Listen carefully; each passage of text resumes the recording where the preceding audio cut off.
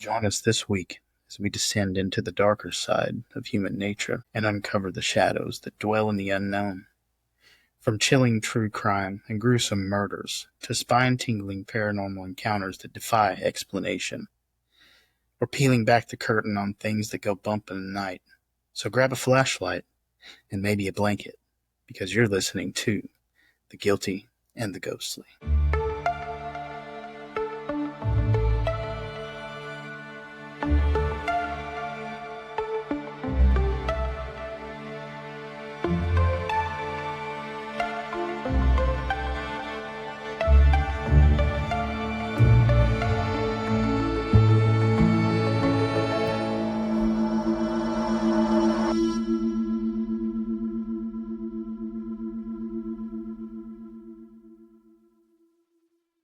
I gotta sneeze and then we can start.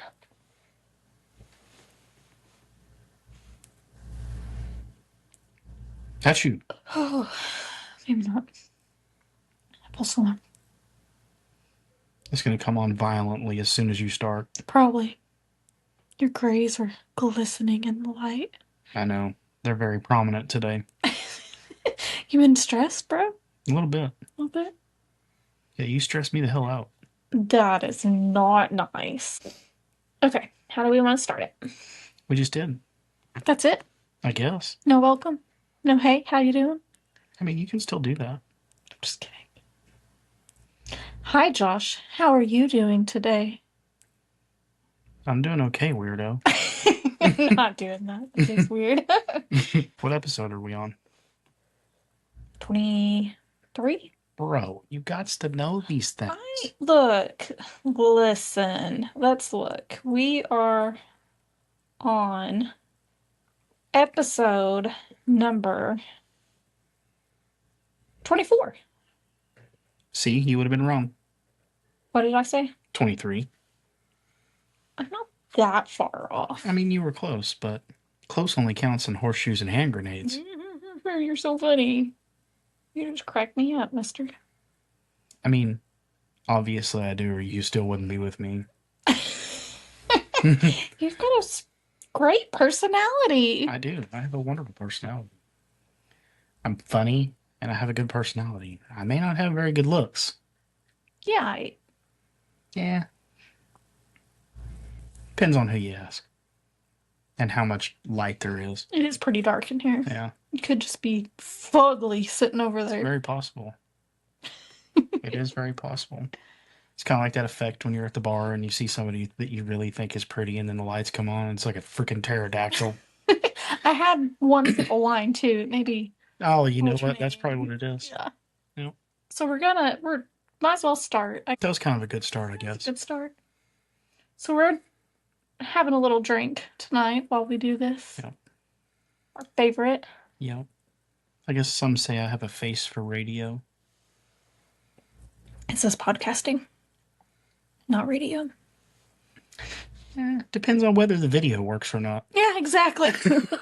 We'll see how it goes. If you guys see him, you know it went well. If you don't, well, it didn't go great. It didn't go well.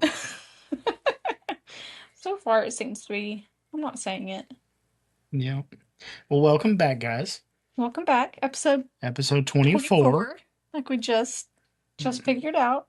When I do it, I guess I do this at work too. Once I finish it, I just push it out of my mind. I forget it. Like, I don't have any more room up there, so I do what I need to do, move on to the next thing, just push it out of my mind. It's gone. Get you a board that you can write Probably what episode it is. I wouldn't never keep up.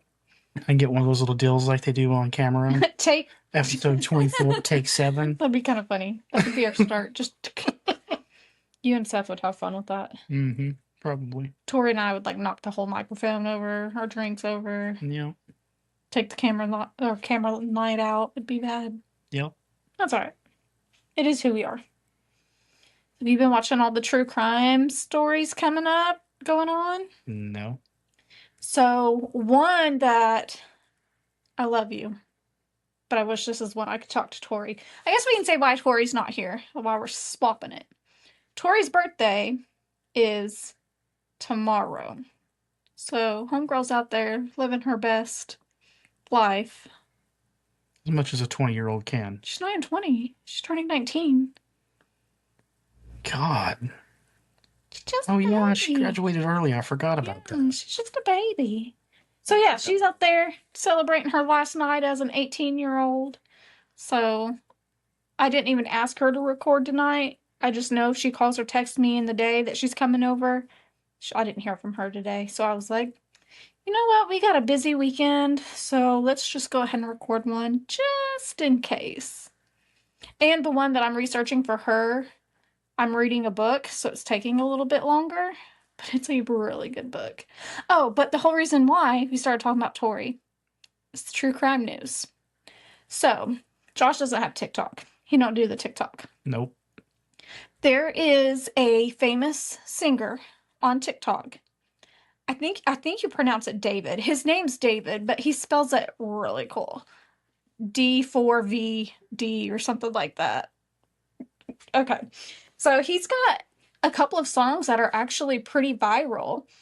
And they found his car parked in an airport parking lot with a dead body in the trunk. So, like, who's this dead body? Like, who is this? So they start researching. He still has not been arrested. As of when I checked a couple of hours ago, that he hasn't even been named as the person of interest by the cops yet, but like, it's him. Well, when you name your name like that, You're asking for red it. flags. Okay. Well, they find this dead body in the trunk. He's out on tour right now. Well, he was. He has since canceled it since all this has come out. And they found the dead body in the trunk. They start doing research. I think she's 16 years old now, not even an adult. He's 20. And it's a bunch of shady stuff. Like, he started talking to her when she was like 11 or 12 on Roblox. She kind of ran away from home. Mom, dad, siblings kind of knew where she was, but couldn't get her home or stay home. They just released, I think today or maybe yesterday, she had all kinds of different fake IDs showing that she was 19, but she's not. And then he's got a bunch of songs that reference like killing somebody. And I think the lyric says something like stuffing her in the back of my mind, kind of like a trunk. And how he was in the cop car and he'll never admit. And he has really dark and like one music video. I think it's, I wish I had the name of it. He's basically killing somebody in his music video. It's wild. It's wild. Once we get done this, I'll have to go and show you all the videos. It is crazy. And then just a couple weeks ago, of course, Charlie Kirk happened. And then in Dallas, there was a man that was beheaded in a hotel parking lot, and they caught it on surveillance. I seen that. And the head like rolled, and It you didn't could roll. The see it. dude threw it out the Oh, door. he threw it? Yeah, I he didn't threw it out the door, and then he walked out, picked it up, and then walked around with the parking lot in his hand. see. I didn't watch it. I can't do that. You know that I don't have. You're a weirdo. I like dark and creepy stuff, but there's a line for me. I can't watch it. Not the real thing anyways. So yeah, all kinds of stuff. And then yesterday there was a 17-year-old boy that texted his mom and was like, "I need help I've been shot, 4 men, white van." And they're searching for him where he was. I think he gave the address or kind of told her where he was at. He still has not been found. They have no idea what happened. They don't know what's going on. Just his mom got that text and that's all they know. I think they said something about it possibly being for Hispanic men, but nothing's been confirmed or nobody's been identified. So it's crazy. Yeah. All kinds of crazy. You haven't been watching anything? No. We have, well, kind of. So we turned Tori and Elizabeth on, or I did, to the X-Files. We started rewatching that. It's kind of a blast from the past. It's been fun. I'm gonna have to go watch it after this. Or we may watch that movie. We'll have to buy it though. Addie just Girl, looked you it up. ain't watching anything after this. You I and I know. both know you're going to I know. sleep. And we've got to get up early. I've told the kids to get their uniforms ready. You want to know how many of them got their uniforms ready? None. Do you know how I know? Because they're sitting on the table, their bags, without their Yeah, uniforms they in didn't it. touch anything. But I did make a bomb ass dinner. Yep. And I helped. Oh, I was waiting for you to say, yeah, it was so good. She made, and then brag on me a little bit. Just a little bit would be great. It was really good, baby. It's too late now. Your meatloaf is by far my favorite. Nope, too late. Meat love. It was so cute when Jackson would say that. I want Yeah. meat love. So our son, And now he doesn't want to eat yeah, it. now he doesn't like, I don't like that. So our son, he used to love my meatloaf, but when he was little, he would call it meat love, and then it just stuck. Mm-hmm. I do make some good meatloaf. Other than that, It's definitely the best meatloaf. it is. So with my meatloaf, I took my mother's recipe and Josh's mom's recipe and combined it. So my mom puts a layer of cheese in the middle. So you do a layer of the meat, layer of cheese, and another layer of meat. His mom, it's not healthy, all right? I know it's not healthy, but it is so good. You take brown sugar and ketchup and you mix up like a kind of a runny paste and then drizzle it over top of the meatloaf and then you cook it and it caramelizes on top and it gives it like this sweet topping crust so to it. It is so good. So good. We don't eat it very often, but when we do, it is so good. I specifically asked for it. Yeah, it is good. None of the kids wanted it. No, the kids ate chicken noodle soup. I went through all that work to make meatloaf for me and Josh. James ate it. Yeah, he ate it. James ate it, but nobody else ate it. Just me and Josh. But they're the ones missing out. I appreciate it. All right, well, I guess we'll just jump in to the scary stuff. You ready to be scared? There's not much that's going to scare me. Okay, so the story's kind of crazy, but the movie that was based off of this story scared the crap out of me as a child. I watched it entirely too young, like entirely too young. Actually, the first time I watched it, I was at my dad's house and I had two stepsisters at the time, and they turned it on and they knew what they were doing. Like they knew it would scare the ever living crap out of me. And I watched it there and it was not a good setting to watch because of what was going on at that time. And then after that it messed with me. And scary movies, the Exorcism movies scare me more than any other ones. Is that because you're scared to be exercised? Exercised? Mm. I'm very scared to be exercised. That's how I got this girlish figure, okay? Oh, come on. I mean exercising your demons. Oh. That's a different story. I honestly don't know why that's what scares the crap out of me for so bad. I don't know. I guess because it's the unknown and I don't know. I don't know why. They just scare the crap out of me. And which I didn't listen to any recordings on this one. I don't even know if there's recordings on this one. I didn't see anything about them. But one time I went down a deep dive on the Exorcism of Emily Rose, and they have like actual recordings from it. And I've listened to other recordings. I can only make it through a few minutes, and then I'm like, nope, no more. I can't do this. Something's coming. I can't do it. So it just messes with me. Yeah. I guess it doesn't mess with me so much because I guess I'm more skeptical. Yeah. Because the unknown doesn't scare me so much as it intrigues me, I guess. So I'm more interested in learning about it more than I am terrified of it. And I think another part of it is I've had odd experiences, and I feel like I have felt darkness, and I see what it could be and what it could turn into, whether it be a possession or psychosis or mental illness. Like, I see the darkness, and either way it goes, it's like I don't want to mess with that at all. Shout out to the darkness. The darkness. I believe in a thing called love. Oh, I was like, what? That's a good song. We listened to it not too long ago. Yeah. And in fact, there was one time at my grandparents. So I don't remember. I'm sure I've told you the story before. We've only been married for Ever? 16 years. This in a month, like 2 months. That's a long time. But I was at my grandparents' house.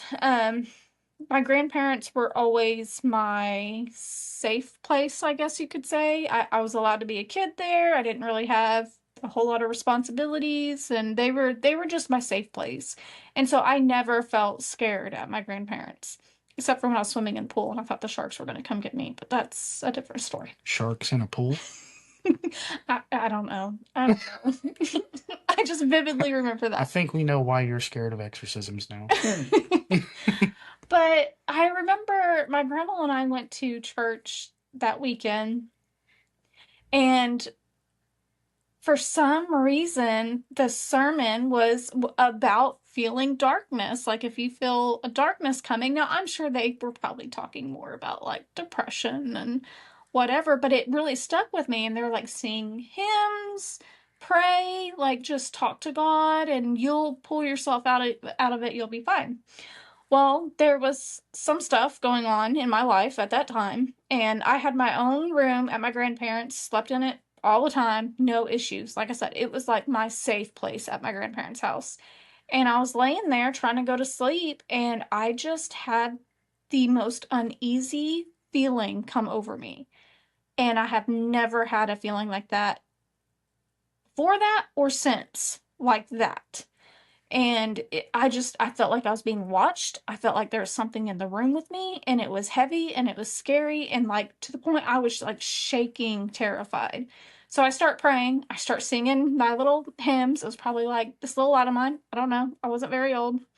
And it just would not go away whatsoever, no matter what I did, which is not normal for me being there. It got to the point where I woke up or I got up and I took my blanket and I took my pillow, and my grandparents' room was right across the hall from me. So I just made a little pallet next to my grandpa on the floor next to their bed and laid in there. And it took a little bit for the feeling to ease up, but it did eventually ease up to where I could eventually fall asleep. And my grandparents woke up the next morning and were like, "What do you?" Because that was very not like me to sleep on their floor or get scared. They're like, "What are you doing in here?" And I was like, "Oh, I had a nightmare." But I have never felt that. Like I said, I've never felt that before or since. Um, there were people in my life that some have told me that they may or may not have practiced witchcraft. I know they did not care for me at all, even as a child, which doesn't make, I was a child, like, why, you know what I mean? Like, it doesn't make sense. But for some reason, and even when it was happening, all I could think about was that person when it was happening. And so it kind of makes me wonder, were they doing something? Were they inviting something? I don't know. I've never been able to explain it. Probably never will. But that was my probably scariest moment as far as spiritual that I've ever had. Have you ever had scary spiritual? I mean, not necessarily. I mean, when we were younger, we'd go to. Remember that church in Covington? Uh-huh. Uh, Yeah, I do. It's a Black Bear Church. I'm not sure that it's still there. I think it got I bulldozed. think we went out there last time we were there and you couldn't find it. Well, I know where it's at or where it was I know, at, but but it I think wasn't it's there. gone. Yeah. Yeah. But that church had a really weird feeling to it. It was old and abandoned. Um, Anytime it rained, there was a section in the floor that was almost lower than the rest, and it almost had like a little pool of water in it in the Hmm. very bottom of it. And it was always a really uneasy feeling. There was several stories about people practicing witchcraft and doing seances and all kinds of crazy stuff there. And then literally across the street from there was a cemetery and there's a grave where there's a headstone that literally says unknown cowboy. Next time we go, we'll have to go take a picture of it. Yeah, At least the grave. yeah. And it's just basically an unmarked grave that somebody put a headstone because there's a body there, Yeah. but nobody knows who it is. He's a cowboy. That was unknown. Well, apparently so. Um, but we'd go in there all the time as young, I guess, adolescents, because we could all drive by that time. And we'd go in there and we'd just go through the building. It had a basement and all kinds of weird stuff in it. There was like a little tiny bed down in the bottom of it. And then there were these hooks on the walls that had rings on it, almost like you've seen in old prisons, which was really weird. Yeah. But it always had a really weird feeling. Like heavy. Yeah. Yeah, well, yeah, to an extent. And then we would, us, the guys would always take the girls that we were hanging out with at the time there and just scare the ever living crap out of them because it did have a really weird feeling to it. Yeah. But that's really about the only weird place that I ever felt anything strange like that. Other than our old house. Yeah, but it just had a weird feeling in one side of the house. Yeah. You experienced more there than I ever did. But I was also pregnant. Yeah. So. And we know how your mind works when you're pregnant. Yes. Well, I guess we should tell them what we're doing. So tonight, we are diving into one of the most haunting stories in human history. A story that bridges ancient rituals, a boy's possession in 1949, and one of the most cursed films ever made. Ready? Mm-hmm. So when you hear the word exorcism, you probably think of Hollywood. Spinning heads, guttural voices, pea soup. But behind the spectacle lies something much older and much darker. Exorcism is not just a movie, it's a ritual that stretches back thousands of years. From, here we go. Mesopotamian? Mesopotamian. Sounds close. Mesopotamian. Clay tablets to the miracles of Jesus to the Catholic Church's formal rite written in 1614. In 1949, in a quiet... I thought you were fixing to sneeze. No, I'm just boring you. Excuse me. Just boring you. Oh, I'm sorry. And in 1949, in a quiet Maryland suburb, a 14-year-old boy named Roland Doe became the subject of one of the most famous... Wait a minute. Roland Doe. Roland Doe. Oh my gosh. That's not his real name. We'll explain it more in a minute. Oh, okay. All right. Roland Doe became the subject of one of the most famous Catholic exorcisms in American history. I thought the same thing when I heard Roland Doe. I was like, that's unfortunate. Yeah. Let's see here. That case inspired The Exorcist, the 1973 film, so terrifying that people fainted in theaters, and so cursed that cast and crew believed the devil himself wanted it to stop. But before we get there, we're going to give out a warning. Some say that even talking about these stories invites bad luck, that the devil doesn't need a Ouija board to make his presence known. He just needs your attention. Here we go. Camera's gonna mess up. He better not. All right. So let's go ahead and begin with the oldest exorcism of all. The fear of possession is older than Christianity. In Mesopotamia, nearly 4,000 years ago, priests believed demons caused sickness and madness. Clay tablets record incantations and rituals, burning sulfur, chanting prayers, and wearing amulets shaped like spirits to scare them away. The Hebrew Bible tells us King Saul was tormented by an evil spirit, soothed only when David played music on his harp. In ancient Greece, philosophers like Plato debated whether madness came from the body or from the gods. Sacrifices, rituals, and chants were common cures. And then you have Christianity. So the New Testament shows Jesus shows Jesus casting out demons again and again. In one famous story, a man is possessed by many spirits. When asked their name, their answer was Legion, for we are many. Jesus drives them into a herd of pigs, which rush off into the sea and drown.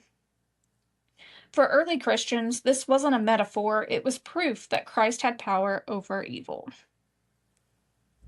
By the 3rd century, the church had an order of exorcists. By 1614, the ritual Romanum, sounds like my tongue is numb. Romanum.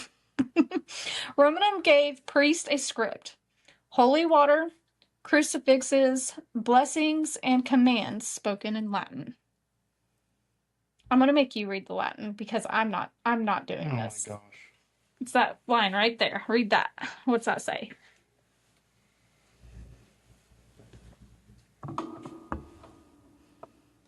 Exorcizo te omnis spiritus immundi vade satana in nomine Christi.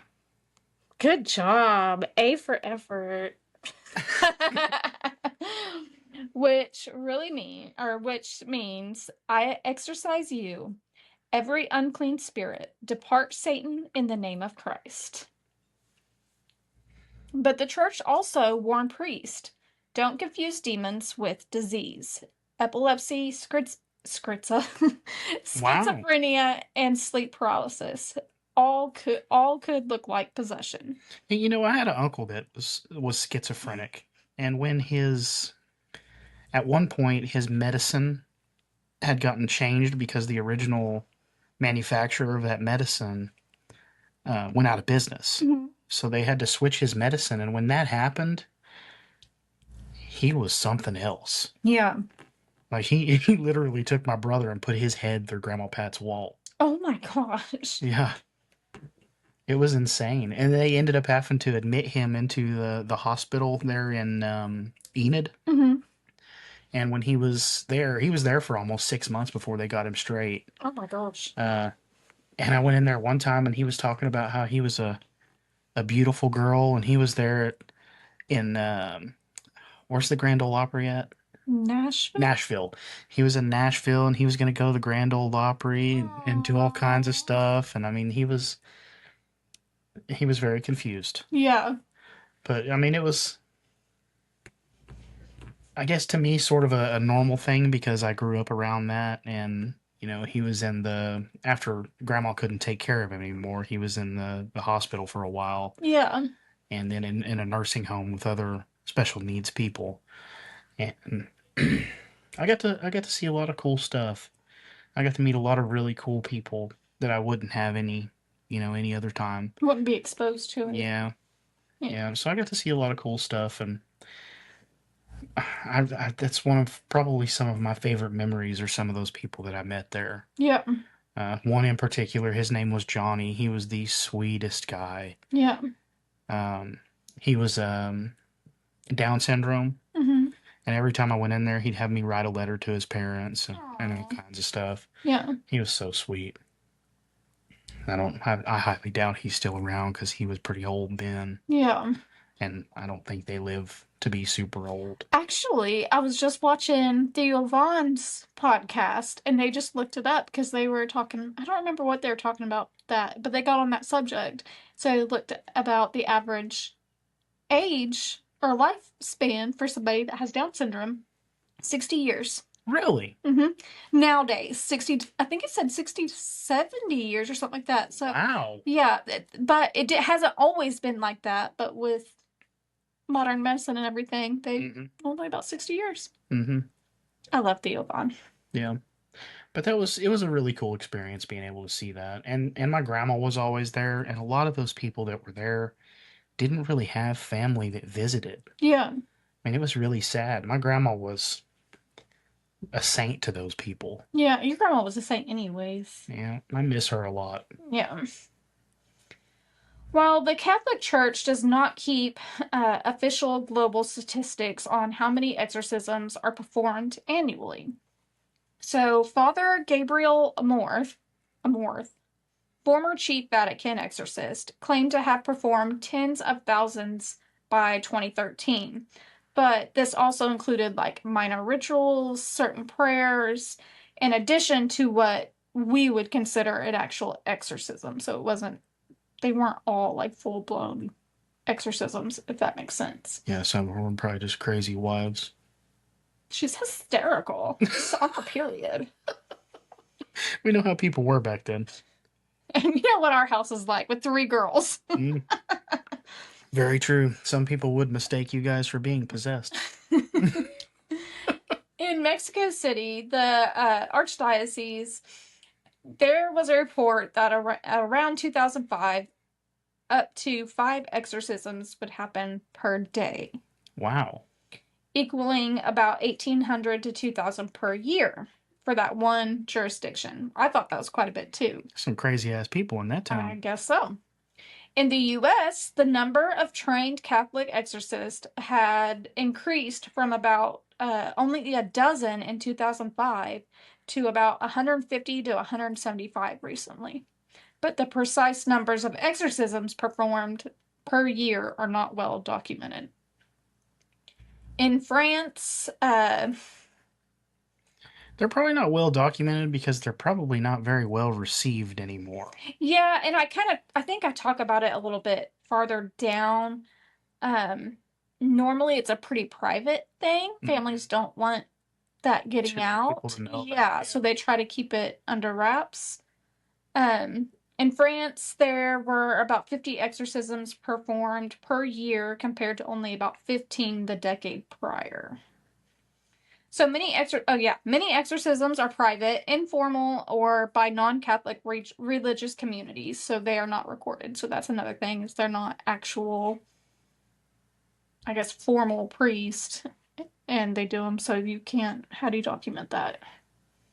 So back alley exorcisms over here. And let's see, in 1949, one infamous case was documented. So that's what we're talking about today. The case of Roland, aka Ronald Hunkler. Still not much better. AKA Big Money Ron. Big Money Ron. Okay. So in January 1949, in Cottage City, Maryland, a quiet 14-year-old boy began experiencing strange phenomena. Phenomenal. Phenomenal. What was that commercial? I can't remember. I don't think it was a commercial, was it? I think it was like Sesame Street or something. No, homeboy, that was a commercial. I don't remember that being a commercial. Phenomenal. I'm pretty sure that was like Sesame Street or something. Homeboy, no. I'm pretty sure it was something like that. Let's see. But it's not phenomenal. It's like Menomina or something. Yeah, phenomenal. But I thought phenomenal. Let's try. Oh, well, I might be able to do ChatGPT. What was. Dude. I don't know. It's gonna say Baby Shark. Yeah. Put Menomina. Do. And Mahana. No, that's not it. Mahana. That's not it. This is saying a Muppet sketch. Yeah.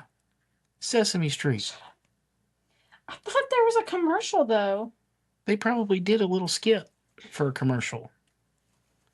But I promise you, I remember it very vividly. So I'm pretty sure it was the chef dude that was singing that, or something like that.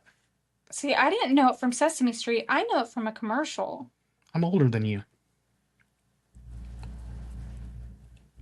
Yep, 2005 for Diet Cherry Vanilla Dr. Pepper used the Muppet version of Phenomena. In Argentina, the pasta company Lichetti ran ads. There was also a commercial in Australia for Banana Boat. So I remember it from the commercial. I didn't see it on the... So we're both right. I'm just not old like you. I can't help it. I'm OG. What can I say? OG. Aged. Okay, back to our story. Like a fine wine. Not sponsored. Would love to be sponsored. If you, we're not big wine drinkers. We do not like wine. Stella Rosa, though, has the best wine. It is so sweet. It is so good. It's only like $13 for a bottle.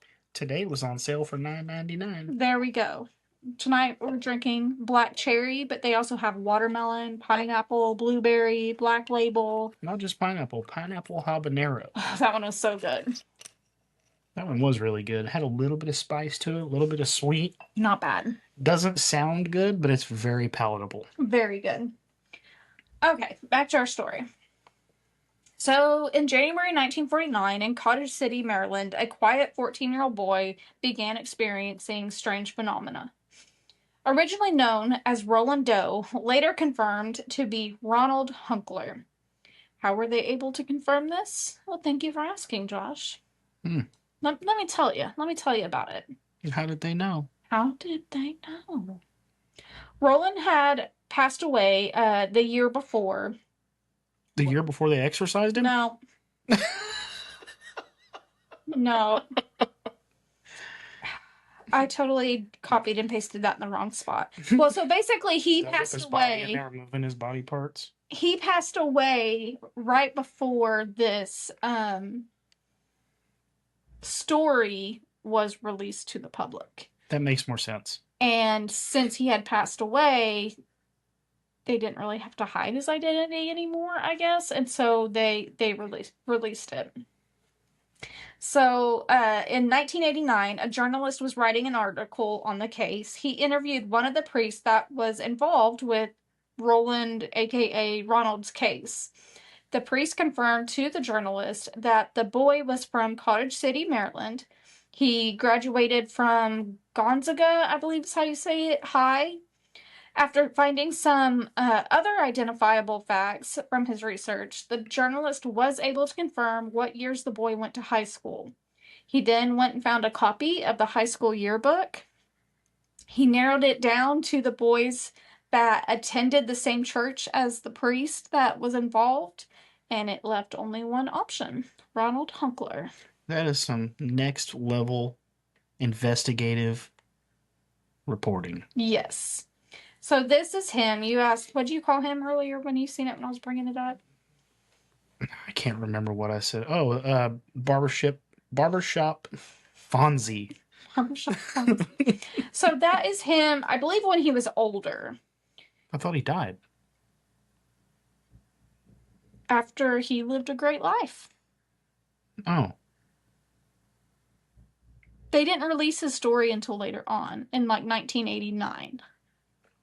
Gotcha. Okay. But all of this takes place in like 1940s. Okay. So Ronald was born June 1st, 1935 in Cottage City, Maryland to his parents Edwin and Odell Hunkler. His father worked for the federal government and his mother was a homemaker. Although Edwin had a steady job, the pay wasn't great. I think was that during the Great Depression? When did that happen? The 20s. Just kidding. No, the 20s was the roaring 20s. I think it was... I can't remember. All right. Let's give it a goog. 1940s? No, because that was World War... 1929 is okay, I was Great close. Depression. Yeah. So, what major event happened? What was it, the 1940s? Yeah, that was World War II, I believe. I think you're right. World War II. Yep. Look at us go. Yeah. Okay. And I think ultimately that brought us back out of the Great Depression because people started working and building tanks and bombs and guns. Although he had a steady job, the pay wasn't great, and the family did struggle quite a bit financially. Odell's mother would later move in with the family, just causing more financial strain because it's a whole nother mouth to feed, whole nother dependent, and so it did cause more struggle. And she moved in shortly after they had Ronald. So you have a new baby, then the mother-in-law moves in, you're already struggling. I'm sure things were not great. Ronald did have friends as he was growing up, but was pretty much known to be pretty quiet and basically a loner when he was much younger. As you will see, as he got older, things kind of started shifting. So it was believed that Ronald, as he got older, Ronald often felt smothered by his overly religious mother and grandmother. But not only were they extremely religious, but they also uh, really believed in like spiritualism and were like obsessed with Ouija boards, which is weird because normally they don't go hand in hand. I wouldn't think. I mean, kind of, I guess. I don't to an know. extent. Well, he would eventually be shunned by his classmates, and Ronald would be known for like extreme outbursts. He would show violent tendencies to other children, animals, people in general. He's kind of known to be of kind of a bully, I guess, and just not a real nice kid. As for Ronald's father, he may have been physically in the home, but mentally and emotionally just checked out. Not there. His kid was kind of a nuisance. He didn't really have anything to do with them, just not really involved, I guess you could say. Ronald would eventually take in this stray dog. So this stray dog was just kind of like running around town, but he was very aggressive and like hated everybody except for Ronald. Those two like linked up and became buddies pretty much. And so Ronald took this dog in. And Ronald did have one friend. Like some stories were like, oh, they were best friends. But then when this friend would go and like tell his version of the story, he was like, I mean, we were friends, but we weren't best friends. Like he was kind of a jerk. I didn't really like hanging out with him. Well, that friend was telling a story about how Ronald had called him and said, hey, come over to my house. And he's like, I don't want to go to your house. He goes, come to my house. And what he knew what was going to happen because he did it to him all the time. And what he would do is when that friend would walk into their yard, he would open the door so that that stray dog that hated everybody would run after him and attack him. So he would have to run and jump the fence and haul ass home to get away from this dog. And as he's walking into his front door, Ronald's calling him, laughing, saying, wasn't that funny? And he's like, no, it's not freaking funny. This dog just tried to bite my leg off. Like, what are you talking about? And that was just kind of like, that was kind of their relationship. Like, that was their friendship, I guess you can say. Ronald kind of sounds like a psycho. Yeah, a little bit. Oh, I did that thing where I hit the button and it goes way out of order. Okay. Technical difficulties. Just a little bit. You have a knack for that. What? Technical difficulties? Anywho. So Ronald did seem to be a pretty lonely and cruel child. He was very close to one person who he loved dearly, which was his Aunt Tilly. His Aunt Tilly was also a spiritualist who loved seances, Ouija boards, all that fun stuff. She lived in St. Louis. Is it St. Louis or St. Louis? Depends on where you're from. We're from right here. Say it however you want. St. Louis. I've heard it both ways. Swing both ways. Okay. And she would often visit Ronald and his family. She would always go out of her way to spend time with Ronald and just hang out with them, since the other adults in his life basically just move along. We don't have time for you. And he didn't really have friends. Like, he really gravitated to this aunt. And she really showed interest in him and his stuff that he likes. She was kind of known to be a little wild and like on the crazy side and like the crazy aunt, perfect example. But they really connected, and she would actually introduce him to spiritualism and Ouija boards, but she didn't like try to shove it down his throat like his mother and grandmother did. And this is shove a Ouija board down your throat. That'd be awful. And this aunt was actually his father's sister. So I'm sure she sees dad just kind of not really having anything to do with the kid. She's like, I'm going to step in and just be a friend, I guess. Well, Ronald, like I said, really connected with his aunt. Where did I got to talking and I lost it. Oh. Suddenly, at the age of 54, she passed away from multiple school MS. Sclerosis. Sclerosis. Say that again. Nope. MS. She passed away from MS. And Ronald he took it really hard, and he started trying to reach out to her with the Ouija board and just try to make contact and try to talk to her. Well, soon after he did, things started to turn a little dark. In early January of 1949, 5 months into his 8th grade year, in the middle of class, and Ronald was sitting at his desk. And all of a sudden, the desk just started like vibrating, like violently, like quickly shaking. And the teacher's like, "What are you doing? Knock it off." They're already tired of his crap because he bullies all the other kids. He's always getting into trouble, so they don't want to deal with him. So his desk just starts shaking wildly. They're like, "What are you doing? Knock it off." And he's like, "I'm not doing it. Like, it's just doing it." And they're like, "Okay, BS, let's go to the office." So they grab him, lead him to the office. Desk stops moving. He gets to the office. They said, "We've had enough of you. This was the last straw.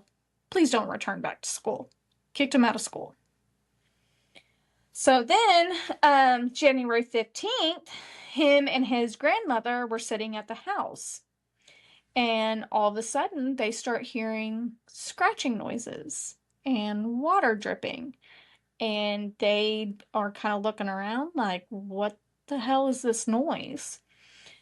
When all of a sudden a framed picture of Jesus Christ began shaking with loud bumps and sounded like it was coming from inside the wall until one loud thud hit the wall and the frame fell off. That's creepy. Yeah. Jesus Christ! Unexplained sounds continued to happen throughout the house, along with one experience. More technical difficulties, guys. It's just one experience that he would talk about is he would hear squeaking noises coming from his bed, but it almost sounded like yeah, I know, that's what I thought. Like, whoa, that's just mom and dad in there. Like, calm down, Ronald. But no, he said it sounded like squeaking shoes, like walking on his bed. But he was the only one that would ever hear it. And it lasted for like 5 days, and nobody else would hear it, only Ronald. Until the 6th day, and then other family members would start hearing it as well. But it only happened at night when everyone was in bed. Did demons wear shoes? I don't know. I'm pretty sure it was just mom and dad, having mom and dad time and stop it. Well, one night, Odell and her mother were laying, just kind of hanging out in bed, when they both heard footsteps, like, walking towards them. They said it sounded almost as if somebody was marching at them. That'd be a little weird. Yeah. Now that you say that, I do remember a time at my buddy Jeremiah's house where some weird shit happened. Yeah, but that was a ghost story. Yeah. Yeah, it was a ghost story, but yeah. Like even it wasn't a demon. No, but just the footsteps made kind of reminded me of that, because every now and then in the middle of the night you could hear footsteps up and down the hallway. Yeah. But there was nothing ever there. That was a haunted house. Yeah. We've got to do a personal episode one of these times, like personal experiences. Mm-hmm. Well, that podcast that we're doing, that we're getting interviewed for next week, I'll get all the information and we'll share it. It's still early in the works, but that's basically what he wants to talk about, is our own personal experiences. Okay. So soon after, Ronald started getting scratches randomly showing up on his skin, but they weren't just lines. They would be words like scratched into his skin. One of them being hell. Another one that appeared was Lewis. And another claim was that food and... Nope, I missed a whole paragraph, my friend. Back up. Technical difficulties. Girl. This is why I like recording in the morning and not at night, because I'm so brain fried by the end of the night. It just does not compute. Rewind, erase all that. Y'all didn't hear any of that. You need like a scrolling bar. Well, I do with this, but sometimes I don't scroll down and I forget, so. Anywho, Odell decided to hold a seance and try to reach out to Aunt Tilly. Because what else would you do if you're hearing all these weird noises in your house? You're like, that's my dead sister-in-law. Let's just Every time you say Aunt Tilly, I picture Jennifer Tilly. Oh my God, yes. And she would be a crazy aunt. Yeah, she would. Crazy hot aunt. Watch it. So Ronald... You can't deny that she looked really good in Bride of Chucky. Okay. Ronald's grandmother claimed that during the seance that she felt rushes of air that would just come through her. They all of a sudden heard 3 faint knocks. So Odell then said, "Prove this is Tilly by knocking 4 times," which was then followed by 4 distinct knocks and then a claw scratching on Ronald's mattress. Which I have questions. Are they just doing the seance in Ronald's room? And why Ronald's room? That's a little weird. Or were they in the living room? Like, did you hear that claw scratching in Ronald's room on his bed? I mean, how would they know that though? That like they would have to be right there. Yeah. Maybe because it seems to be centered around him and they had such a deep connection, so they're like, let's go to his room and do it. Maybe. Or maybe they were using him as a vessel. Well, soon after, this is the first time you're going to hear this. Soon after that seance and the scratching on Ronald's bed, Ronald started getting scratches that randomly showed up on his skin. Like the words hell and Lewis. I have one of those. You do! So Josh has a tattoo. When we were first dating, he just randomly decided to go get a tattoo. I was so mad because I wanted one and he went and did it. He didn't take me. I wanted to go, whatever. I was mad at him. But my father-in-law, best father-in-law in the world. So his really cool tattoo that he decided on when he was, I don't know, 22, 23. 23. It says love one way, but if you turn it upside down, it says hate. Because he's an emo boy at heart. OG emo. Elder emo. It kind of may or may not look like it says Louis. Dad always said that, but I never seen it. Okay. So he came in without his shirt on one day, and his dad was down visiting, and he goes, "Who the hell is Louis?" And ever since then, I give him crap about his Louis tattoo. Yep. Yep. You know, all Mom was worried about was that I didn't cover up my birthmark. So weird. Okay. Well, so they did the little seance in Ronald's room for whatever reason. That's still weird. He starts showing up with hell and Louis on his arms. And there was another claim where food and dishes would be thrown across the room, and then one day a Bible flew across the room and then landed at his feet. They're like, you need Jesus. His family turned to their Lutheran pastor, Reverend Luther Scholes. Scholes decided he needed to stay the night to witness what was going on. I'm sure it's not Schultz. Schulze. Is that Schultz? Mm-hmm. Okay. Schultz. Reverend Schultz decided, I need to stay the night and see what's going on. That's a little creepy. Well, he wasn't Catholic, so...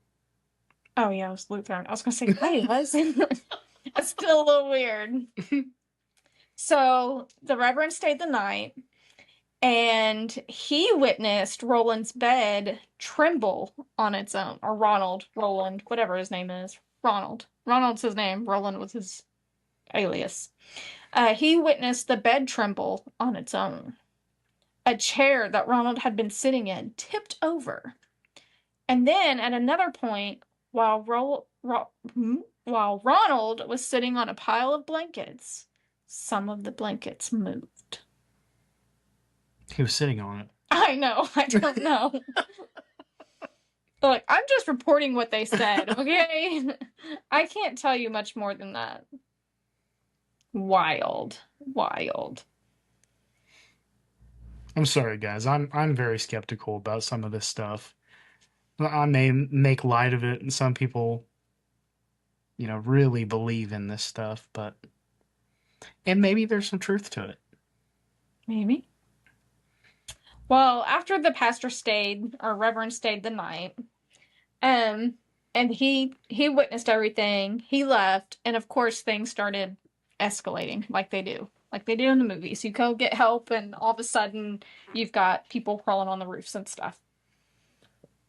I don't think he did that though. So he told the family, "You got demons, and I can't deal with this. Go call the Catholics. I'm out." So the first Catholic priest was named Father Albert Hughes, that they reached out to, and he arranged an exorcism. So I guess they had tried doing a few things for Ronald, and it had gotten so bad that he ended up having to stay at the Georgetown University Hospital. So that's where this priest, the Catholic priest, actually first came to perform, while he was at the hospital. It failed. It did not work. Oh, I was going to show you a picture of him. That's the Catholic priest.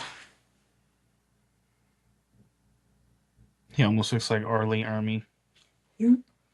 The guy that plays a drill instructor on Full Metal Jacket.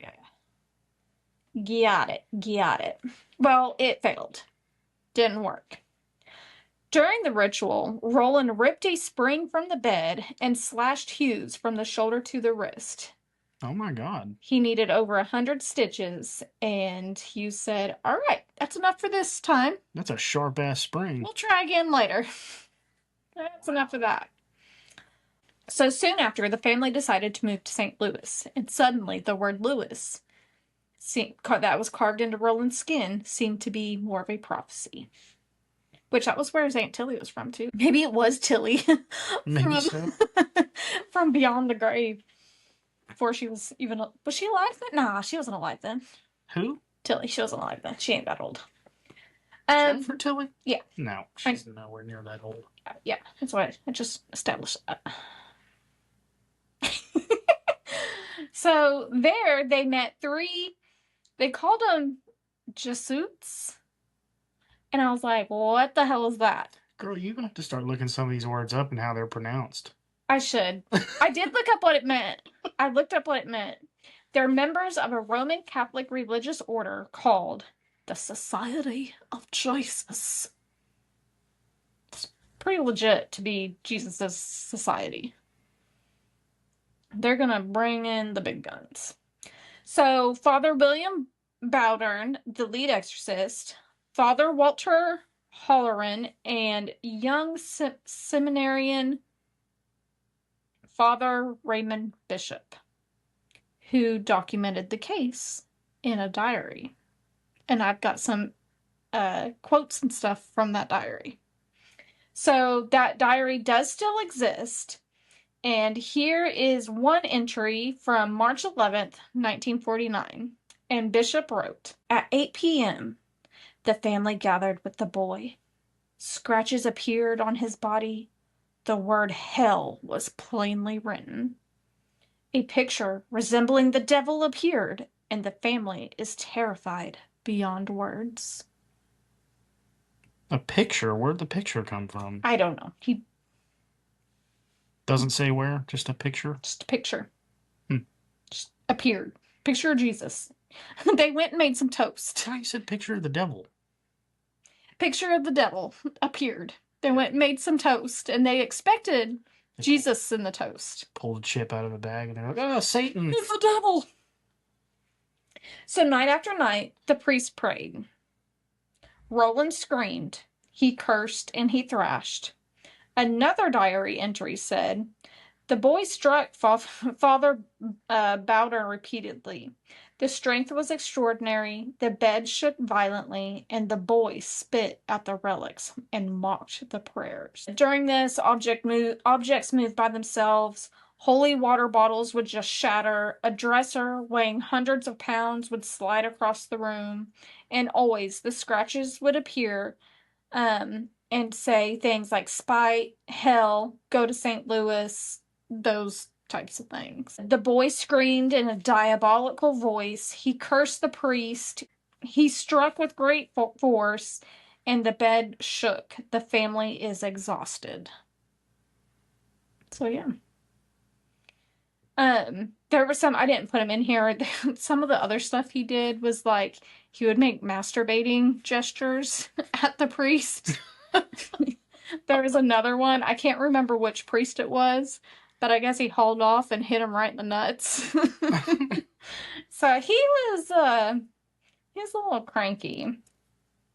Well, the exorcism stretched on for weeks. Some nights were quiet, others were violent, hitting people in the nuts, masturbating gestures, things flying across the room, pictures of devils appearing. Until April 18th, 1949. Easter Monday.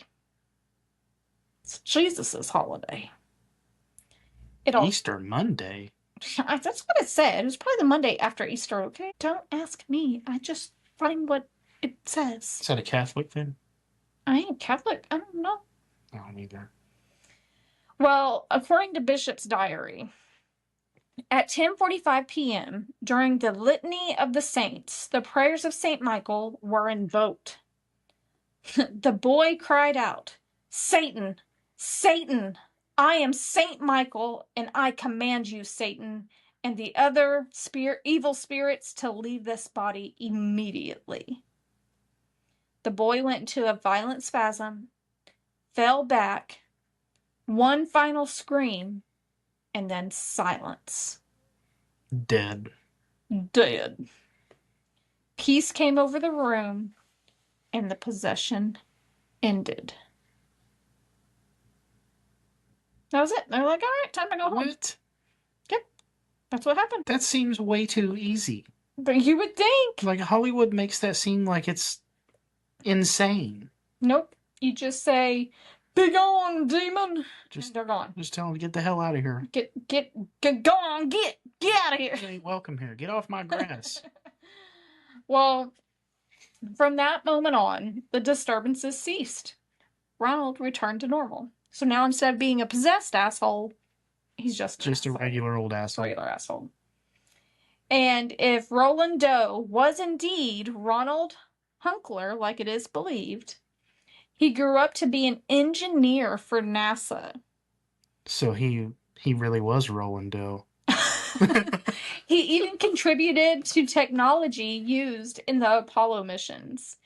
He lived a quiet life and then passed away in 2020 at the age of 85.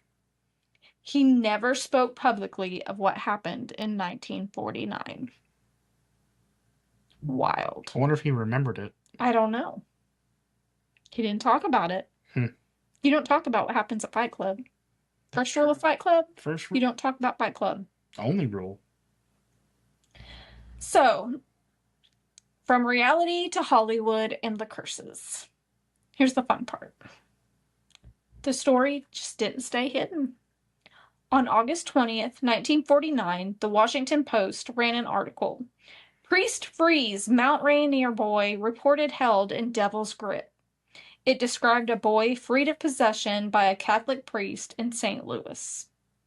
A young student at Georgetown, William Peter Blatty, B-L-A-T-T-Y? Blatty. Aye, Blatty.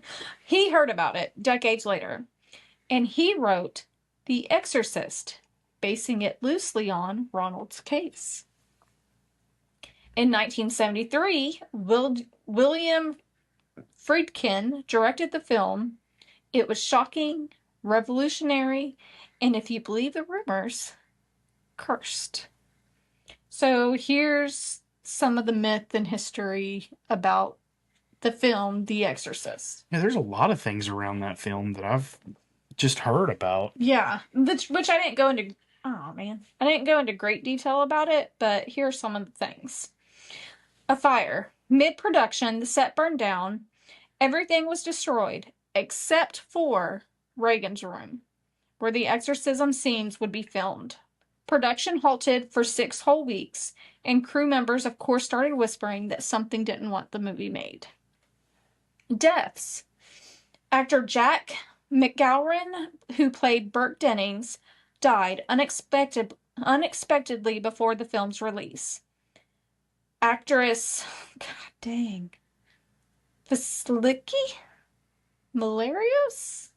How do you say that? Vaciliki. Let me see. I don't know, but they're licking malaria. That's all I can say. Okay. Actress Lickin' Malaria, who played Father Kara's mother, also passed. In total, 9 deaths were linked to the cast and crew during and shortly after filming. If I don't quit pushing that dang button. Injuries. Ellen Burstyn, Reagan's mother in the film, suffered a permanent spinal injury when she was yanked too hard by a harness. Her real scream of pain actually stayed in the film from when it happened. Strange screenings in Rome, lightning struck a church across from the theater during the premiere, toppling part of the cross. In America, reports spread of fainting, vomiting, and even heart attacks during the screenings. Blessings. Here's that word again. Jesuit. What did I say it was? The Society of Jesus? Something like that. Consultant Father Thomas Birmingham was asked to bless the set after the fire and accidents. Director William Friedkin admitted he wasn't sure he believed in curses, but he wasn't about to risk it. So go ahead and bless it. Bless this set. These stories became part of the Exorcist legend. So something to think about. Some people still believe that watching the movie or even talking about it opens a door. That the devil doesn't need rituals to enter, just attention. So if you're listening to this right now, maybe, just maybe, you've already invited something in. Apparently, all you gotta do is call on St. Michael and tell him to get the fuck out. The ritual of exorcism began thousands of years ago. It was formalized in the Catholic Church. It was tested in the bedroom of a boy in 1949. That does not sound good. Sounds terrible. And it exploded into pop culture through a movie that some believe was cursed. Even to this day, people think it's cursed. Oh yeah. I'll have to do an episode because that one and the Poltergeist, that one was supposedly cursed. Yeah, and I think I heard something about Pet Cemetery too. Pet Cemetery. And then we'll have to do like a movie episode because then there's like, what was it? The 3 Men and a Baby where you can see a ghost or something on that. Mm-hmm. And then supposedly in The Wizard of Oz, you can see somebody hanging in the background. So we'll have to do... The Wizard of Oz one actually happened. Yeah. That was a real thing. We'll have to do an episode on movies. Like there's even a news article about that happening. Yeah. Well, skeptics say Roland Doe, Ronald, whatever you want to call him, was just simply ill. Big Money Ron. Big Money Ron. He was just simply ill. I think my computer's cursed because it keeps disappearing. We're not supposed to talk about this. And the movie's accidents were coincidences. Believers say Roland's body told the truth, words carved into his flesh, and they say Hollywood invited something it couldn't control. Maybe it was possession, maybe it was psychology, maybe it was coincidence. But the fact that we're still telling these stories proves something deeper. We're terrified of losing control. We fear that something unseen can enter, take hold, and refuse to let go. That's why exorcism endures from clay tablets to church altars to movie theaters. And maybe that's the real curse. The story never dies. It just keeps finding new hosts. Insert creepy music here. So yeah, that was that was that. Tune in next week for another episode. I'm so tired. I am so tired. So if you enjoyed this wonderful episode, it's been rough. It is 10 o'clock, which doesn't sound that late, but I get up at 5 o'clock in the morning and it's go, go, go, go, go, go until I go to bed. It's a lot. It can be. And we got to do it again tomorrow because we've got softball tournament, football games, birthday party, And possibly softball tournament Sunday. Oh yeah, 100%. Yeah. So yeah, I guess if you enjoyed this episode, just go ahead and follow, rate, Drop a like.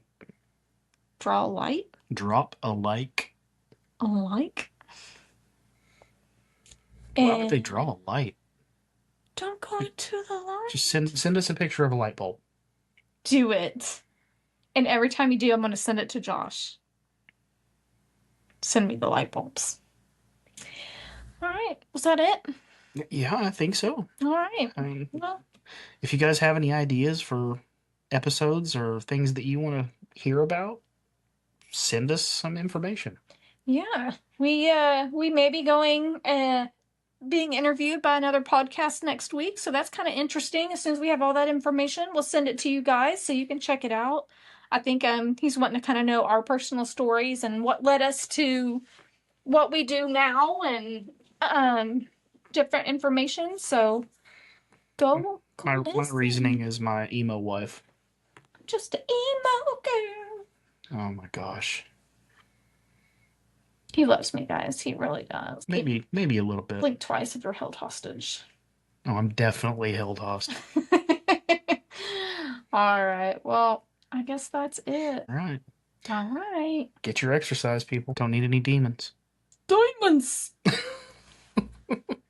Bye.